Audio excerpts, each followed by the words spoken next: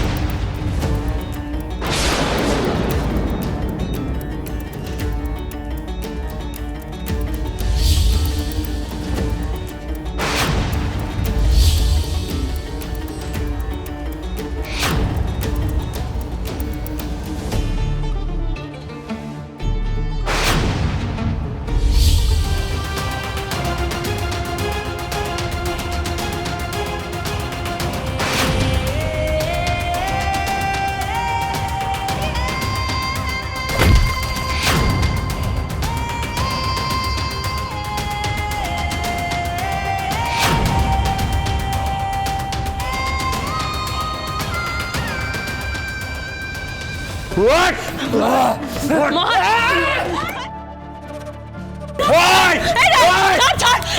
তুই ঠিক আছিস তো?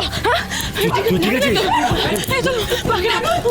তুই ঠিক আছিস তো? কোনো অসুবিধা হচ্ছে? আমার কোনো অসুবিধা হয় নাই গো বাবা। এই যে তোমার বিটিকে দেখো, দেখো কি কাণ্ড করেছে। ও আমাকে বাবা মার মধ্যে বিভেদ করতে বলেছিল।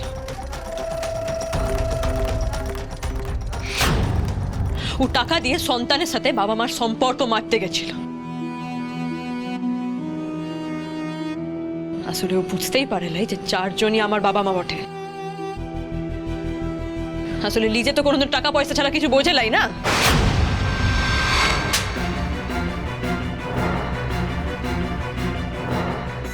হ্যাঁ, খুব বড় মুখ করে বলো না তুমি আমায় ভালোবাসো। হ্যাঁ, এই তোমার ভালোবাসা। যে বাবাকে তুমি মেরে ফেলতে চাইছো তার সম্পত্তি ভাগ চাইছো। আমি তোমাকে মারতে চাইনি ড্যাড, ওই বোমগুলো নকল ছিল। বোমগুলো নকল ছিল? হ্যাঁ পারুল, দেখো, এই দেখো বোমগুলো নকল। কি?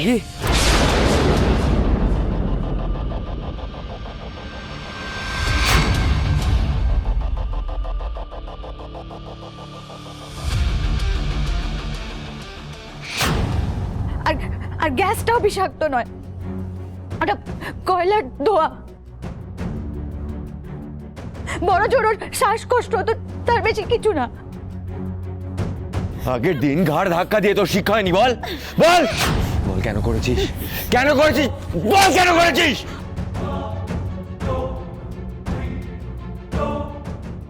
বল কেন করলি? কেন করবো না বল, কেন করবো না?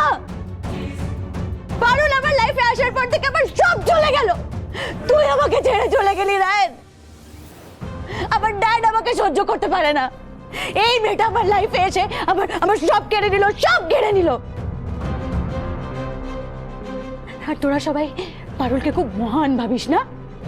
Parul Chakraborty, the great Parul Chakraborty, pure soul. আমি তোমাদের সবার চোখের এই ঠুলিটাই খুলে ফেলে দিতে চেয়েছিলাম। আমি প্রমাণ করতে চেয়েছিলাম যে এই পারুলও আসলে শুধু টাকা পয়সা বোঝে। ওর তপতি আন্টি আর বাসুদেব আঙ্কেলের প্রতি আসলে কোনো ভালোবাসা নেই। ও, তুই পরীক্ষা নিচ্ছিলি? তা কি বুঝলি? হ্যাঁ, কি দেখলি তুই? প্রমাণ হয়ে গেল তো যে পারুল ইজ এ পিওর সোল। হয়ে গেল তো প্রমাণ। আসলে চোখের ঠুলিটা না তুমি পরে বসে আছো শিরিন। এই পৃথিবীতে টাকা পয়সার থেকেও বড় কে জানো? ভালোবাসা, মনের টান আর সৎ সাহস, যেটা আমাদের পারুলের মধ্যে খুব ভালো করে আছে। শুন সিরিঙ্গে, তোর আর আমার মধ্যে পার্থক্য চিরকাল ছিল, আছে আর থাকবে। ইউনিভার্সিটির প্রথম দিন একটা ইন্ট্রো দিয়েছিলাম, তোর মনে আছে? আমি পারুল চক্রবর্তী ফ্রম ন্যারাগোয়াল। আমি আজও জোর গলায় সেটাই বলতে পারি, জানিস?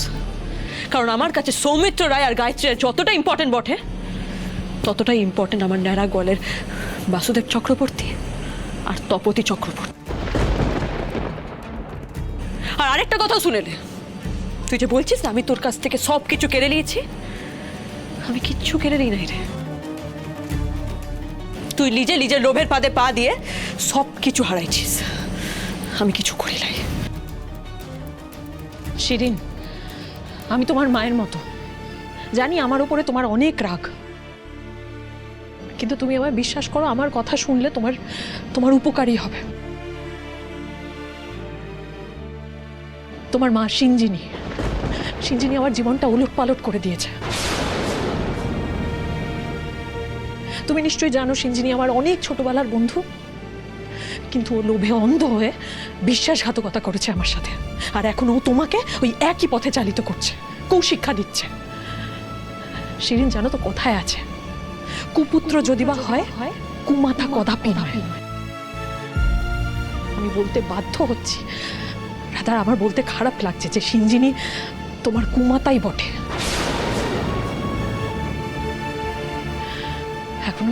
এখনো সময় আছে শিরিন, শুধরে যাও।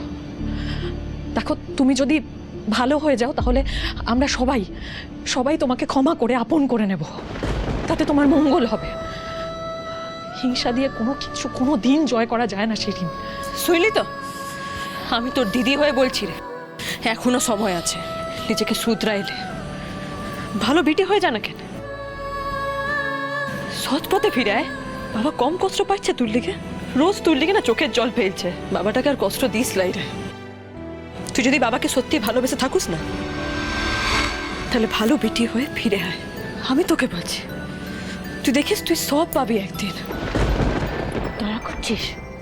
দয়া করছিস আমার উপর, দয়া করছো তোমরা সবাই আমার উপর। চাই না আমার দয়া, চাই না।